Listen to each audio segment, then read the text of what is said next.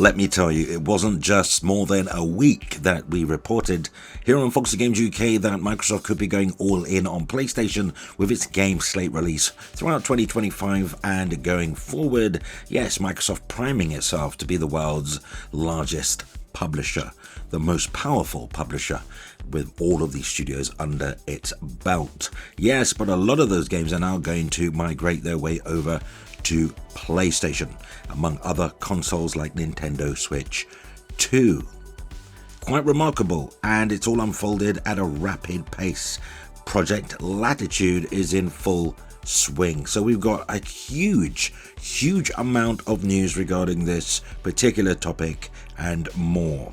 If you like this sort of thing, like, subscribe, hit notification and all that good stuff. So yeah, first news story regarding this topic comes way of VideoGamesChronicle.com, where the headline reads, more Xbox franchises, including Gears of War. Yes, the holy grail that is Gears of War in terms of Microsoft's stable of games, will come to PS5 and this year. Microsoft is reportedly planning further multi-platform releases throughout 2025, and it's accelerating the program. Microsoft is reportedly planning to bring even more of its key franchises, tentpole titles, to PlayStation 5 this year, and some people are not happy with it. More on that later. But on Friday gone, it was claimed by a noted insider that Microsoft Flight Simulator 2024 and Halo, the Master Chief Collection, are both being planned for release on Sony's console as part of Microsoft's new strategy of releasing more games on rival platforms. Not rival anymore though, I think we should change the terminology now. You're not a rival if you're releasing everywhere. So now, a new report from Windows Central corroborates those claims with its own sources and reports that further franchises are also being planned for PS5 by Xbox in 2025. According to the publication, Ninja Theory's Hellblade 2, great game, I played it via Game Pass, well, a strategy title like Age of Mythology and potentially Gears of War 1 Ultimate Edition are all slated for release on PlayStation 5 this year. Microsoft's gaming CEO Phil Spencer recently reiterated that Xbox won't rule out any first-party Xbox game potentially coming to another platform such as PlayStation and Nintendo in the future, following a first wave of ports that included Sea of Thieves, Hi-Fi Rush, Grounded and more. Speaking to Bloomberg in November, Phil Spencer reportedly said he was pleased with the results of the first wave of multi-platform releases and that Microsoft would bring more titles to other platforms. Here's a quote: "I do not see any sort of red lines in our portfolio that say thou must not." He also went on to say that it was too early to make a decision on the next version of Halo, hint, hint. Now, while figures for the multi-platform Xbox games haven't been released, there are signs of success. Rare's Sea of Thieves was PS5's most downloaded game in May in 2024 in both the US and Europe. Microsoft has announced Doom: The Dark Ages is also planned for release on PS5, as well as Indiana Jones and the Great Circle, which I'm currently playing via Xbox on Game Pass. So yeah, The Outer Worlds 2 is also planned for PS5. You got to assume Marvel, Blade and Fable and all those other titles are coming as well at some point.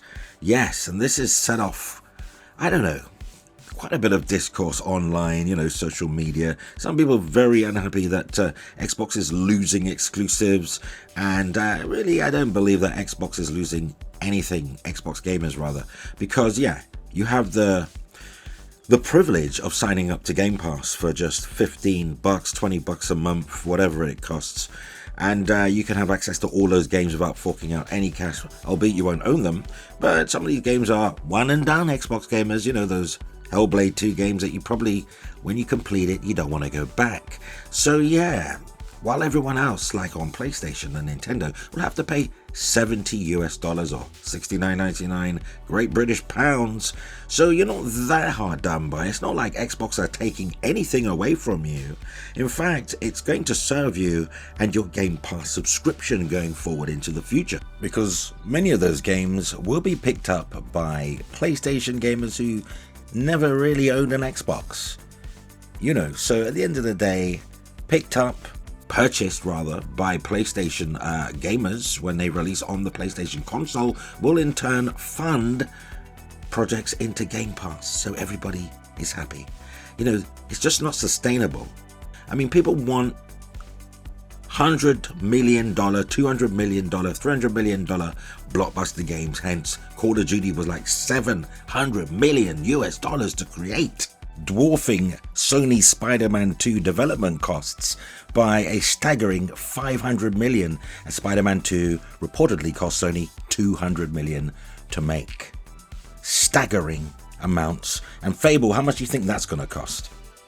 Even if the game's like $150 to $200 million, it has to sell X amount of copies just to break even. And they're just not breaking even with Xbox gamers alone. Hence why they're now on PC, going to PlayStation. Don't fight it. It's not really something that you should go in kicking and screaming. You should be I think you should be optimistic, because it means Xbox gets to stick around. They don't close down operations. Game Pass continues. PlayStation gamers get to play Xbox games whether they like it or not. Me particularly, I already own an Xbox Series X, own all of the games that I'd want to play on Game Pass, literally own them physically. So I will not be repurchasing them on my PS5, even if there is a better pro version. I've played the game, finished the game, not wasted money paying $70 for PlayStation versions when I can play them literally as accessible via Game Pass. So that's the upside, that's the upswing for Xbox gamers. Game Pass means that you don't pay what everyone else pays, and you don't lose nothing. Microsoft is taking nothing away from you. Though Windows Central, Jez Corden in particular, has been quite pivotal in these news stories leading up to, and whether these come to fruition or not, I suspect they will, has played his role. He's a known Xbox, how can I put it, ambassador, or you associate Jez Corden at Windows Central with Xbox and PC gaming, right? So yeah, over on Windows Central, it was Jez Corden that said rumors say Final Fantasy VII Remake is coming to Xbox in 2025. And a lot of people are saying, PlayStation is losing exclusives because it's coming to Xbox. No, they're not losing anything. It's the limitation of the contract of exclusivity is expiring. That's not losing. That means the deal is done. Everybody's agreed. It's coming to the end of term, as denoted in the contract. That's not a loss. The loss is that Xbox gamers actually had to wait years to play the game. That's the loss here. So yeah. And there are more Xbox games heading to PS5 and Nintendo, of course. Speaking on a podcast, Nate the Hate, interesting name, shared the new rumors on Xbox's future plans, as they can corroborate at least some of them with their own sources. So yeah, you got articles, you got posts backing up posts here now. And yeah, just earlier this week, Microsoft revealed that its upcoming Developer Direct stream will showcase Doom: The Dark Ages, South of Midnight, and a mysterious fourth game that's yet to be revealed. That could be anything. I'd like it to be Forza Horizon 6 and available on PS5, because I tell you what, any game that comes out in the future now on Xbox, I'm buying it on PS5. Any Xbox game, Microsoft produced game, because ultimately PS5 Pro is going to be the better version. But those are future games that I hadn't played yet on Xbox Series X, right? Makes sense. So indeed, a lot of games coming from Microsoft to PlayStation in the near future. Now, Microsoft has stated that it's making an effort to put its Xbox games onto other platforms. Credible tipster Nate the Hate shared some rumors on the podcast, and games that really can expect to see hit PS5 and the unannounced Nintendo Switch 2 later this year. Well, Xbox fans, Nate the Hate suggested that Final Fantasy VII Remake is hitting Xbox this year. That's good news. Great game, play it, support it, buy it. With Final Fantasy VII Rebirth also coming out in 2026. On, the flip side, Microsoft's Flight Simulator 2024, Halo the Master Chief Collection are both slated for multi-platform treatment. These are actually Microsoft's first-party games, whereas Final Fantasy VII, or any of the Final Fantasies, is not owned by PlayStation. This is Square Enix property, not first-party PlayStation products at all. So, Final Fantasy's always been third parties, as Sony signed up exclusivity for the remake back in 2016 or whenever it was announced, because nobody, was going to fund that game but Sony. And let's face it, it wouldn't exist if it weren't for Sony. So be grateful it's coming over, because if that game would not exist if Sony hadn't gotten involved back when Sean Layden was pulling strings. Fact. Don't care about feelings. So yeah, Microsoft's not stopping there though, because as previously noted by Xbox CEO Phil Spencer, there are no red lines at all when it comes to bringing games over, and they are making a very good return on investment from going multi-platform, and they absolutely go forward with more of the same. To that end, we've heard that in addition to the above Hellblade 2 Age of Mythology and potentially Gears of War Ultimate Edition, there may also be for PS5 and Nintendo Switch 2 Fable.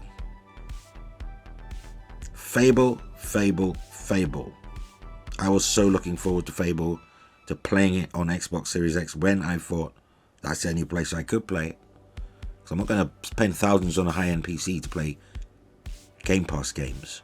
I'd rather, at that point, if you're playing Game Pass games, you don't care about ownership, right?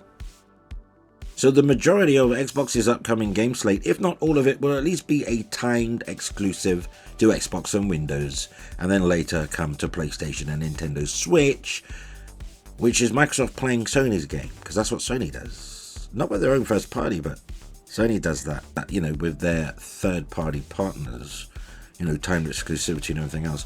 But you could argue that Sony are also doing timed exclusive with PC as well. So it looks like Microsoft and Sony are really playing the same game here, but Microsoft's just going a bit further, spraying in their publishing opportunities even wider than Sony by entertaining Nintendo Switch 2 and even Sony's own consoles.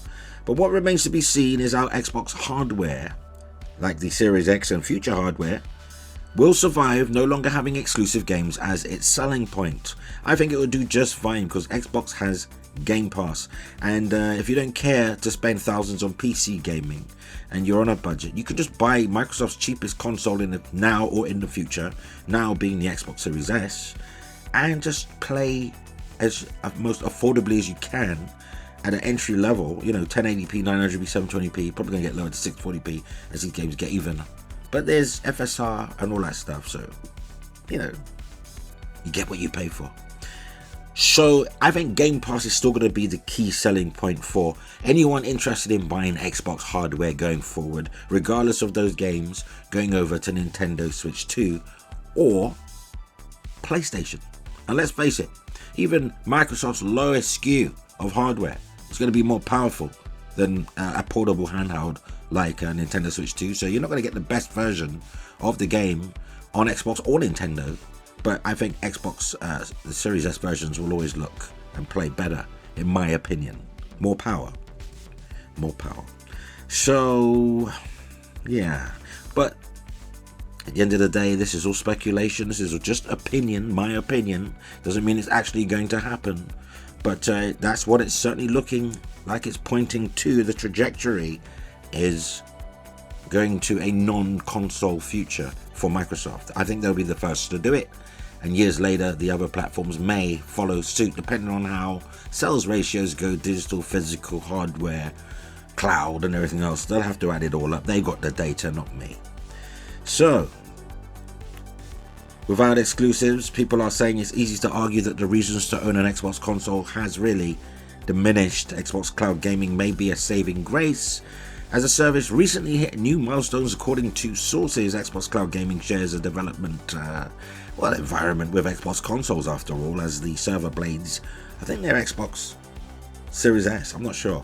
As the service grows though, more and more developers will be able to offer content directly on devices like TVs, lower power end laptops, and buy-to-own cloud games will potentially keep Xbox relevant enough to keep developers interested, even if retail console sales continue to flag. And people are saying it's a non-console future that we're looking forward to, and who could argue with that. So reasons to be cheerful, Xbox gamers. You have the lowest entry point of playing all those Microsoft once upon a time exclusive games.